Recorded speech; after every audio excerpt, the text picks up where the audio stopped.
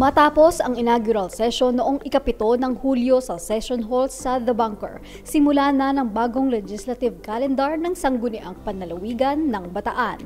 Sa pangunguna ng presiding officer na si Vice Governor Chris Garcia, kinilala ang mga bagong halal na opisyal na magsisilbing bukal sa loob ng susunod na 3 taon.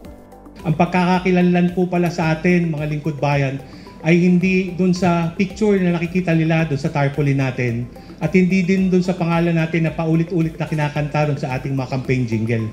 Mas maganda po palang batayan ng pagkakakilanlan sa atin kung ano yung mga bagay na nagawa natin at minsan pa nga yung mga bagay na nakalimutan at hindi natin nagawa na dapat nating nagawa. So napakapalad po namin ngayon ang mga nakaupo dahil nakakatulong po kami sa mga kababayan natin sa tulong po ng ating pondo sa gobyerno. At sana po sa mga kasama ko, let's continue to work together po.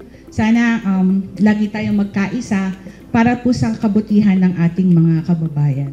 Sa bawat programa po, proyekto at pulisiyang aming inihahain, bitbit din namin ang may kababang loob na makinig, matuto at unahin ang kapakanan ng ating mga kababayan at syempre ng ating lalawigan. Dumalo sa nasabing sesyon si Governor Joet Garcia at inilahad ang mga ordinansa at resolusyon na maaaring bigyang prioridad na maipasa ng mga bukal patungkol sa kalusugan, kaligtasan, tapat na pamamahala, digitalisasyon, turismo at iba pang inisyatibo upang matiyak ang pagsulong ng lalawigan. So on behalf of the Executive Department, allow me to extend my heartfelt congratulations to each of you for earning the trust of our people. We must ensure that every ordinance, every resolution, and every policy leads us toward our collective goal, empowering strong and resilient Bataeño families.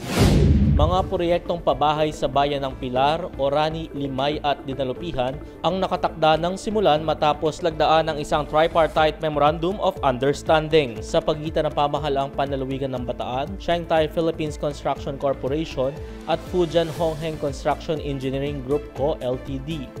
Ang nasabing proyekto ay bahagi ng pambansang pabahay para sa Filipino Housing of 4PH program na naglalayong makapagbigay ng maayos, ligtas at abot-kayang pabahay.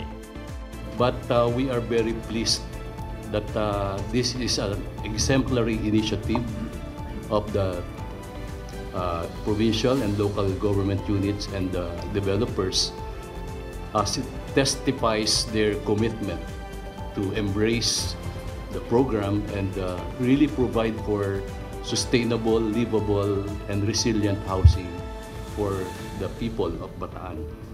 Today's MOA signing affirms our shared commitment to building not just homes but a future of hope and inclusivity for every Filipino. We would like to thank our partners from Shanghai Philippines Construction and Fujian Hongheng Construction for signing this tripartite MOU that will help us realize and achieve our vision of providing homes for our constituents.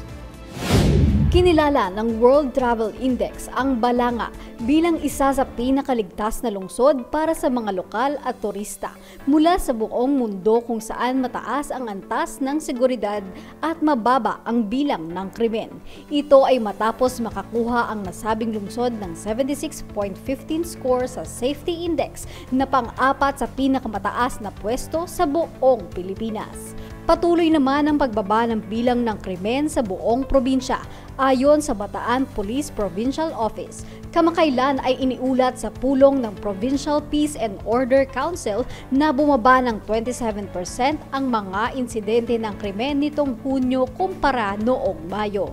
Data shows that 8 out of 12 municipalities experience a decrease in their crime incidents. Inaasahan na ang pagsisimula ng operasyon ng 53 MW Samal Solar Power Plant ng Samal Solar Renewable Energy Corp sa Barangay Gugo, Samal, matapos idaos ang commissioning ceremony nito. Ang nasabing planta ay magbibigay ng malaking ambag sa lokal na supply ng enerhiya habang tumutulong na mabawasan ang carbon footprints sa Bataan. Samel Solar's 53-megawatt power plant is intended to be a practical contribution to our country's much-needed energy landscape and foster local economic activity and development as well. The 53 capacity of the solar plant would significantly contribute to our local energy supply while helping reduce the province's carbon footprint. We welcome this initiative as it perfectly aligns with our continuing commitment to environmental sustainability and climate action. Mas mapapadali na para sa mga magsasaka ng Hermosa ang pagbabiyahe ng kanilang produkto sa merkado matapos pasinayaan ang farm-to-market road sa Sitio Nazareno sa Barangay Kulis.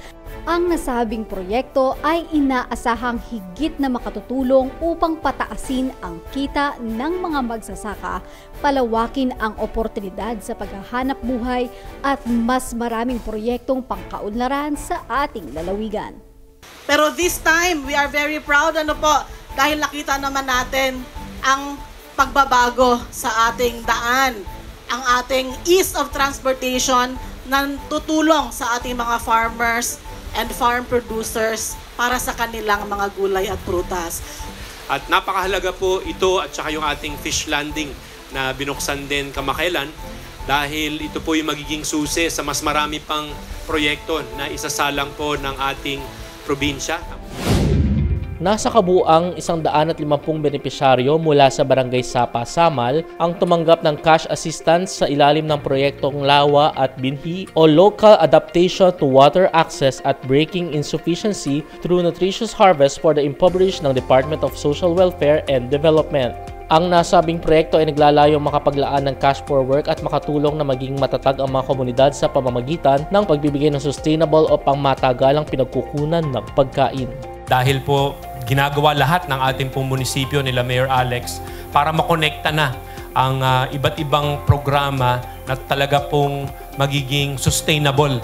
Hindi lang po pang minsanan, kundi po magiging sustainable na mapapakinabangan ng bawat isa po sa inyo.